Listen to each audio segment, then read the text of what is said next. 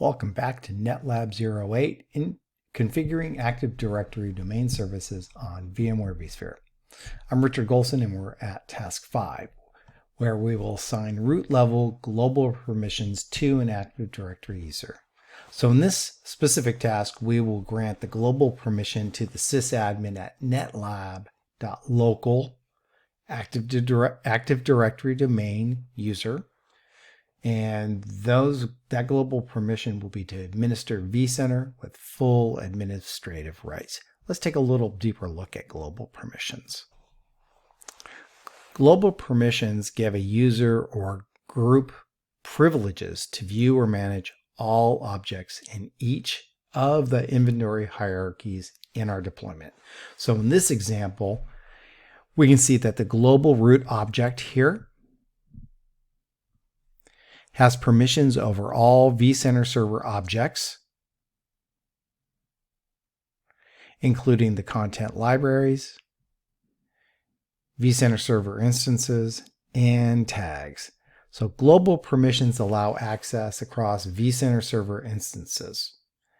The vCenter server permissions, however, are effective only on objects in a particular vCenter server instance. So we can see this can be quite powerful, providing a much broader level of access.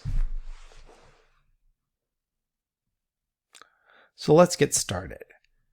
Let's go ahead and return to our menu here. And we're going to go back down to administration. And then if we look on the screen here, where we want to go next is to access control, global permissions right here. In the global permissions pane on this side, we're going to click the add permission button right here. And now we can see our add permission pane for global permission root. From the drop-down menu, we need to select that netlab.local domain again.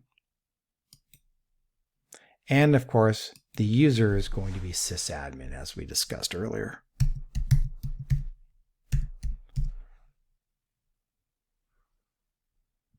From the role drop-down menu, we want to make sure that administrator is selected. We can see if we click here, we can see all the other options. So we're going to stick with administrator, but you can see that we also have things like network administrator, or a data store consumer, etc. Let's leave that alone. And once again, we want to go ahead and propagate this permission to any child object of the netlab.local. So go ahead and select that, hit the OK.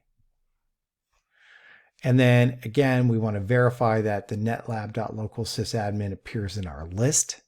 And we can see that here.